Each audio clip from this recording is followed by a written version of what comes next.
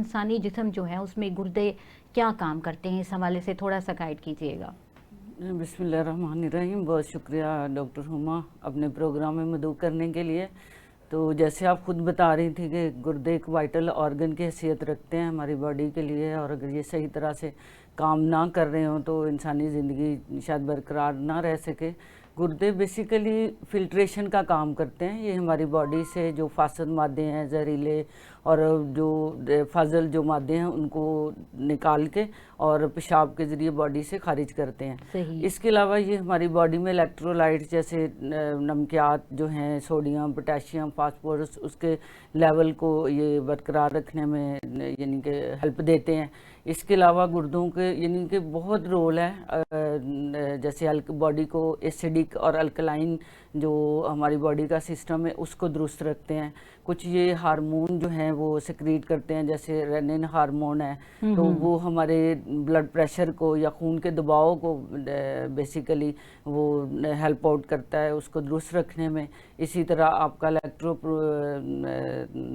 Hormone एक है, उसमें वो आपकी बॉडी को, वो आपके जो बोन मैरो है उसको सिग्नल देता है रेड ब्लड सेल्स बनाने के लिए। तो गुर्दे का रोल हमारी बॉडी के लिए बहुत ज़रूरी है, और इसके बगैर मेरे ख्याल में इंसान जो है उसका सरवाइव करना बहुत मुश्किल हो जाता है। सही जी, बिल्कुल सही। बल्कि वो ये भी हम सुनते हैं कि विटामिन डी को एक्टिवेट करने में बहुत ज़्यादा जब इसका तक गुर्दे रोल अगर है। आपके सही नहीं है तो आप सही तरह से विटामिन डी आपकी बॉडी में एब्जॉर्ब बहुत नहीं सारे हो पेशेंट सकेगा। बताते हैं कि विटामिन डी की कमी हो रही है और वो प्रॉपरली जो है वो यानी कि उनका हड्डियों में मसले आने शुरू हो जाते हैं, और पता चलता क्या है कि अगर बहुत ज़्यादा हम प्रॉबिंग करते हैं तो और जहाँ सिम्टम्स नहीं आ रही होती तो समटाइम गुर्दों की प्रॉब्लम निकल आती है। और बड़ी अजीब सी बात लगती है कि विटामिन डी का गुर्दों के साथ क्या ताल्लुक है, लेकिन ये एक डॉक्टर ही समझ सकता है कि इसका क्या ताल्लुक है, जैसा कि अभी हम लोगों ने डिस्कस किया। अच्छा, इसी तरह से सोडियम पोटेशियम लेवल जो है उसका बैलेंस, जैसे आपने इलेक्ट्रोलाइट का कहा, बहुत होता है, और अगर ये ना हो तो वही बात के ब्लड प्रेशर के मसाइल बढ़ जाते हैं। और इसी तरह यही नमकियात की फिर कमी बेशी, इसका बैलेंस होना बहुत ज़रूरी है। जब भी आपके किडनी ख़राब होंगे तो आपको पता है डॉक्टर जो फर्स्ट टेस्ट करवाते हैं उसमें आपके इलेक्ट्रोलाइट हैं और ये सारा आपका जो RFTs वगैरह हैं वो टेस्ट कराते हैं, ताकि उससे पता चले कि गुर्दे जो हैं वो किस लेवल पे काम कर रहे हैं। क्योंकि इसमें अब तो बहुत मेडिकल साइंस बहुत आगे चली गई, हमें अवेयरनेस होनी चाहिए कि हम 6 माह या साल बाद। और सबसे बड़ी बात कि गुर्दों के फाल में ख़राबी की जो मेन काजेज़ हैं उनमें आपका डायबिटिक, बहुत आप लंबे अरसे से डायबिटिक हैं, हाइपरटेंसिव हैं, तो वो भी इसकी एक मेन वजह है। अच्छा, डॉक्टर रबिया, आपसे जानना चाहूँगी, इसी पे थोड़ी सी और बात करते हैं कि जैसा कि काम के हवाले से बताएं, तो गुर्दों की अहमियत के हवाले से आप थोड़ा बताएंगी हमें कि गुर्दों की क्या अहमियत है एक इंसान की ज़िंदगी में, कि अगर गुर्दे सही तौर पे नहीं काम कर रहे हैं तो क्या हो सकता है। बिस्मिल्लाहिर्रहमानिर्रहीम। जी, जैसे कि इन्होंने, आप दोनों ने जो रोशनी डाली है उसमें मज़ीद ये कहा जा सकता है कि गुर्दे इंसानी जिस्म का एक अहम उज़ू है, वाइटल ऑर्गन्स हैं। और वाइटल ऑर्गन, आप ये जो किडनी है इनका पहला काम तो फिल्ट्रेशन का है, सही, ठीक है। दूसरा क्या है, प्योरिफिकेशन ऑफ ब्लड है, बिल्कुल सही। ब्लड को प्योरीफाई करेंगे, ब्लड प्रेशर को कंट्रोल करेंगे, ठीक है। अगर इनमें कोई ख़राबी आती है तो उसकी ख़राबी की रीज़न भी ब्लड प्रेशर का हाई होना है, डायबिटीज़ का हाई होना है, या डायबिटीज़ का काफ़ी लंबे अरसे से चलना है, या ब्लड प्रेशर का काफ़ी लंबे अरसे से चलना है। तो बेसिकली जो किडनीज़ हैं वो हमारे ब्लड को प्योरीफाई कर रही हैं, वाटर बैलेंस और जो मिनरल्स हैं उनको एक बरकरार रखे हुए हैं। और इसके अलावा जो किडनीज़ हैं, अगर इनमें से नमकियात की वो हो जाए, इजाफा हो जाए बॉडी में, तो वो जो है स्वेलिंग की फॉर्म शो करेगी, इन्फ्लामेशन हो जाएगी, फिर वो बढ़ते बढ़ते CKD डिजीज़ की तरफ सही वो फॉरवर्ड हो जाएंगे।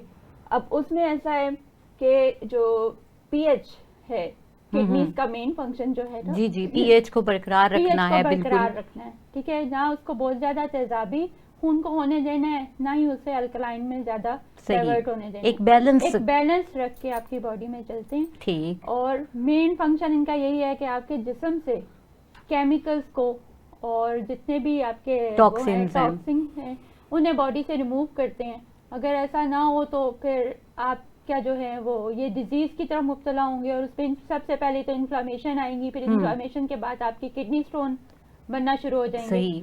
ठीक है, और उसमें फिर आपके वो जो आप कह लीजिए कि उसमें आपकी क्रोनिक किडनी डिजीज की तरफ ये रवा हो जाएंगे। अच्छा डॉक्टर रबिया, हम ये भी सुनते हैं कि जो गुर्दे हैं वो आरबीसीज को बनाते हैं, जी बिल्कुल। तो बिल्कुल ऐसा ही है क्या कि क्योंकि फिर तो इसकी अहमियत और भी ज़्यादा हो गई ना कि आरबीसीज का एक रोल है पूरा, कि अगर इनकी कमी हो जाए तो आप देखें अनीमिक हो जाता है पेशेंट और बहुत सारे प्रॉब्लम्स हो जाते हैं। इस हवाले से भी थोड़ा सा बताइएगा कि ये मतलब आरबीसीज को भी बनाते हैं, क्योंकि एक मिथ है, लोग कहते हैं कि जिगर खून बनाता है, तो यहाँ मैं चाह रही हूँ कि ये क्लैरिफिकेशन कर दी जाए कि ये किडनीज हैं जो ये काम करते हैं। बेसिकली तो देखें ये चीज किडनी से उठ रही है। किडनी एक हार्मोन सक्रीट करती है एरिथ्रोपोइटिन।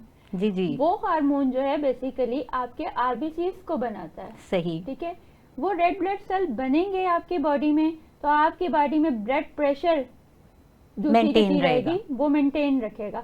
अगर यही चीज किडनी में यानी किडनी अपना हार्मोन एक्सक्रीट करे तो हाउ कैन पॉसिबल कि आपकी बॉडी जो है वो एक रवानी की तरफ चले या उसमें आरबीसीज कम बनेंगे, तो डेफिनेटली आपकी बॉडी में वीकनेस होगी और बहुत सारे मसले मसाइल खड़े होंगे। तो मेन सोर्स किडनी ही है जो उसको हेड ओवर यानी उसका आप यूं कहें इंचार्ज कह लें, बिल्कुल सही, उसको ओवरऑल टैकल किडनी ही कर रही है। यानी तमाम बॉडी के वो जो टॉक्सिन्स हैं उनको कंट्रोल करता है और फिल्टर करने का काम करता है बेसिकली।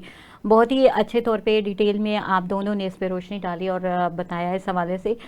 नाज़रीन, गुर्दों की बहुत अहमियत है और अगर गुर्दे प्रॉपरली काम कर नहीं रहे होते तो बॉडी में स्वेलिंग भी आ जाती है। बहुत सारे पेशेंट में हम देखते हैं एडेमेटिक कंडीशन हो जाती है, उनके हाथ पैर जो हैं वो सूजने शुरू हो जाते हैं, बहुत सारी इस तरह की कॉम्प्लिकेशंस आती हैं। तो क्वेश्चन एक बहुत ही इम्पॉर्टेंट है जो कि हमसे पूछा भी जाता है, इस हवाले से बात भी होती है और इम्पॉर्टेंट इस तरह से कि आजकल गुर्दे की तकलीफ बहुत ज़्यादा बढ़ रही है, इसकी रेशो बहुत ज़्यादा है। तो डॉक्टर साहब, मैं आपसे जानना चाहूँगी कि डॉक्टर इफ़त के आजकल गुर्दे की तकलीफ क्यों बढ़ रही है, आखिर क्या वजह है? डॉक्टर साहब, एक तो हमारा लाइफस्टाइल जो है वो बिल्कुल ही चेंज हो गया है, हमारा फूड चेंज हो गया है, जंक फूड है, फिर पानी नहीं पीते, हम पानी बहुत कम पीते हैं। इसके अलावा वही शुगर, लोग ध्यान नहीं देते, जब तक एक अरसे तक शुगर को लेके चलते रहते हैं, हाई ब्लड प्रेशर को लेके चलते हैं, मेडिसिन खाना डायरेक्टली जो है, आप सॉरी आपकी बात काट रही हूँ, लेकिन ये कि शुगर डायरेक्टली गुर्दों पे असरअंदाज होती है। असरअंदाज होती है, जो आपका ग्लोमेरुलर है उसको छलनी है एक तरह से, उसको सख्त कर देती है। अगर लॉन्ग टर्म चली आ रही है तो उसमें सख्ती आ जाती है, वो मोटी हो जाती है, जिसकी वजह से आपकी फिल्ट्रेशन का अमल जो है वो सही तरीके से नहीं हो पाता।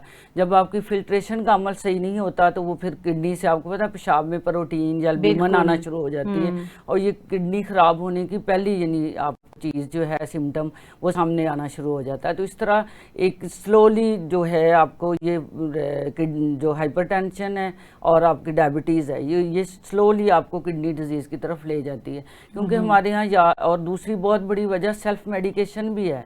हम बहुत ज़्यादा खुद से मेडिसिन करते हैं। पेन किलर का एक लंबे अरसे तक लेते रहना, वो भी आपके का तो बहुत ही ज़्यादा बहुत, आपको पता है हर बंदा दूसरे को एडवाइस कर रहा होता है कि आप ये टैबलेट ले लें। बिल्कुल तो पेन किलर का एक लंबे अरसे तक इस्तेमाल करना ये भी किडनी को अफेक्ट करता है। इसी तरह यूटीआई की आपने देखा होगा, आजकल यूटीआई के केसेस बहुत ज़्यादा बढ़ रहे हैं। तो अगर यूटीआई को बर वक्त उसका इलाज ना किया जाए तो वही इन्फेक्शन आपकी किडनी तक चली जाती है और किडनी की खराबी का बायस बनती है। इसी तरह कुछ में जेनेटिकल भी पॉलीसिस्टिक किडनीज होते हैं, तो उसकी वजह से भी ज़ाहिर है वो किडनी प्रॉब्लम है। लेकिन बेसिकली अपना लाइफस्टाइल हमें बेहतर करना है। हम क्या खा रहे हैं, कब खा रहे हैं और कैसे खा रहे हैं, ये हमें नहीं पता। और जंक फूड, कोल्ड ड्रिंक्स और ये सारी चीज़ें ये किडनी डैमेज करने में अपना रोल अदा कर रही हैं। और हमें अपना अगर तो तंदुरुस्त रहना है, किसी पूरी बॉडी को तंदुरुस्त रखना है, तो सबसे पहले लाइफस्टाइल चेंज करना पड़ेगा और अपने फूड पे तवज्जो देनी पड़ेगी।